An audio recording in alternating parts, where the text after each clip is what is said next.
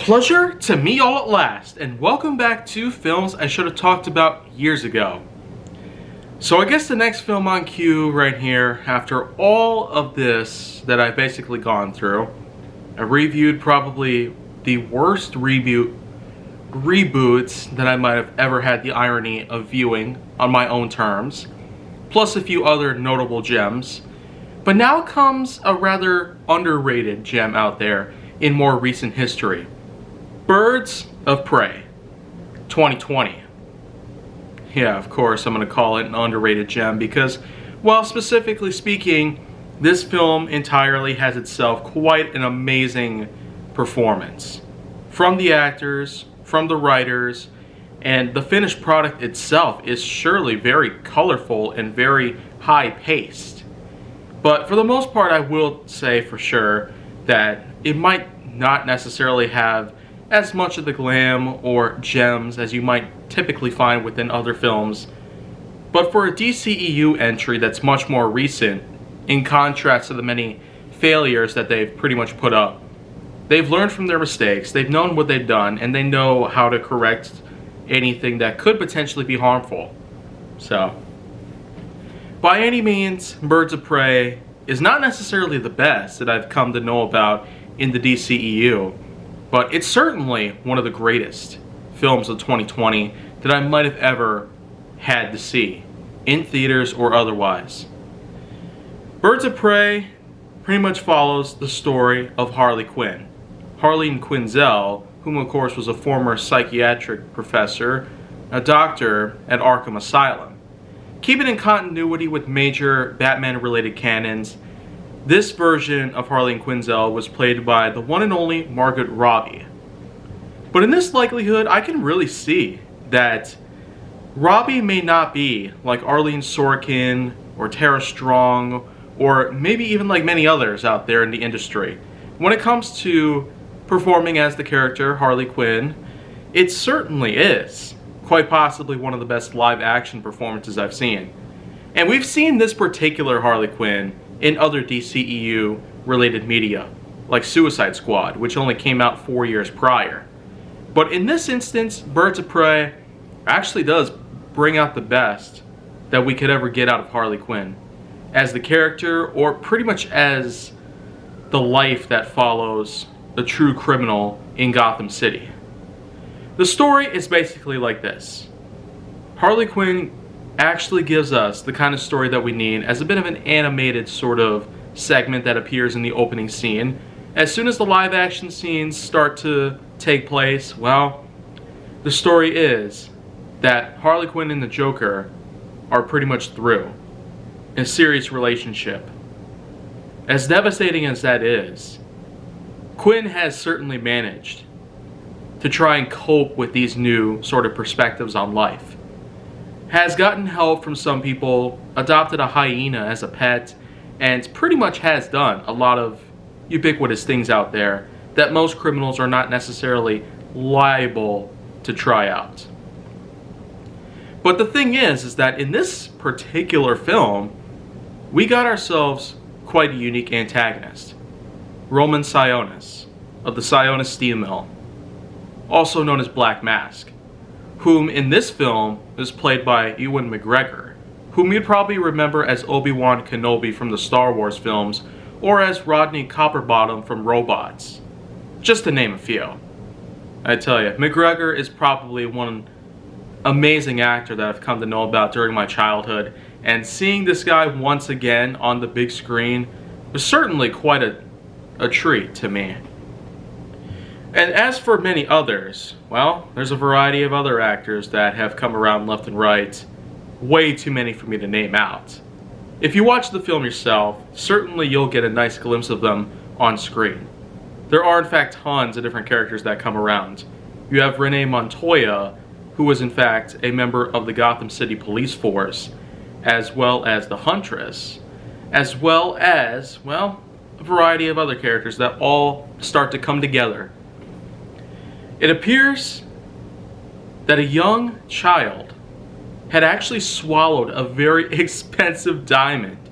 Harley Quinn basically ends up getting a hold of this young child, after liberating an entire prison's worth of inmates and duking some of them out in probably some of the most creative ways possible.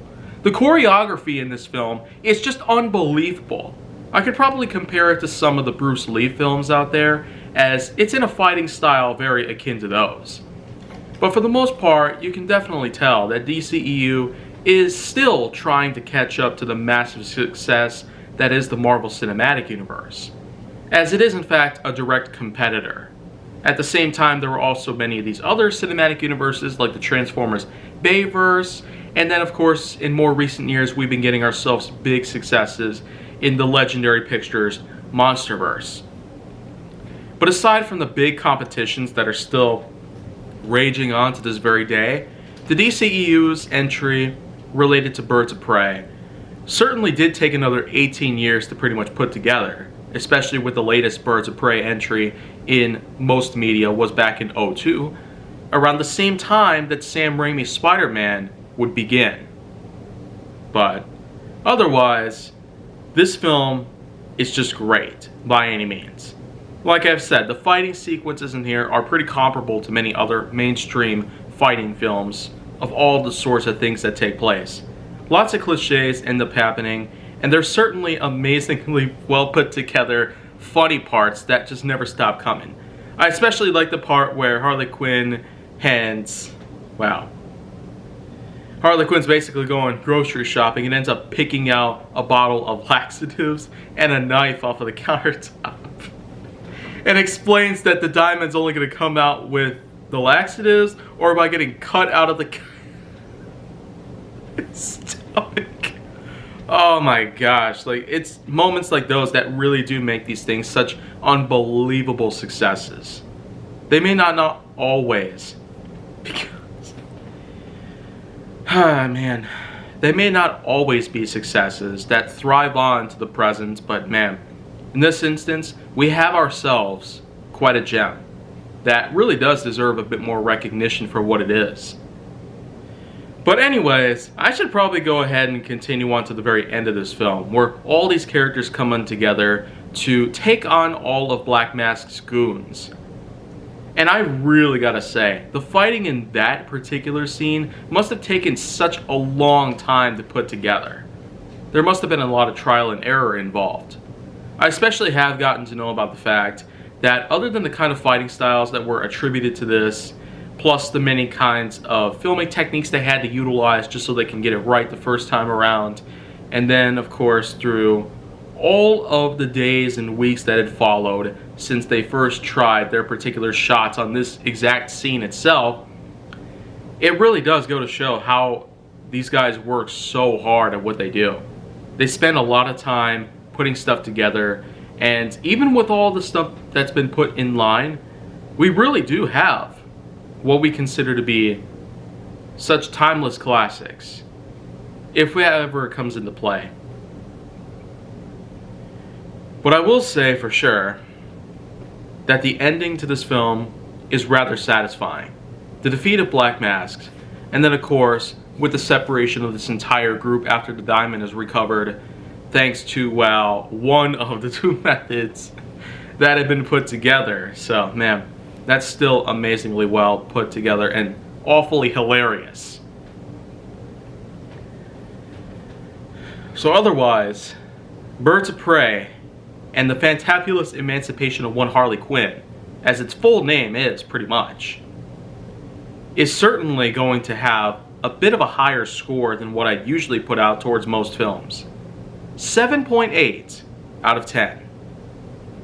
And I really gotta say that that's simply because of the fact that, well, it may not necessarily have as much of the good things that you would technically find in some other movies out there, but it is still worth the watch, at least just once. I myself don't really see myself having to watch it a second time around, but maybe on occasions. I did in fact watch it back in February 2020 when it first came out, so of course that's quite a while ago when you really think about it.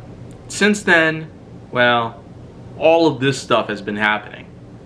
It's pretty much the last ever dying gap that I've had working with the film industry at the Marcus Theatres Corporation, and also given to the fact that these were some of the best operating days that the Marcus Theatres ever had, at least in my area, in Menomonee Falls. So 7.8 goes to Birds of Prey. For other scores, of course, that's pretty much just what it is. Kaiju Force Neo official ratings are certainly variables in between whatever films are being reviewed. But don't worry, because tomorrow I'm going to have something else being talked about.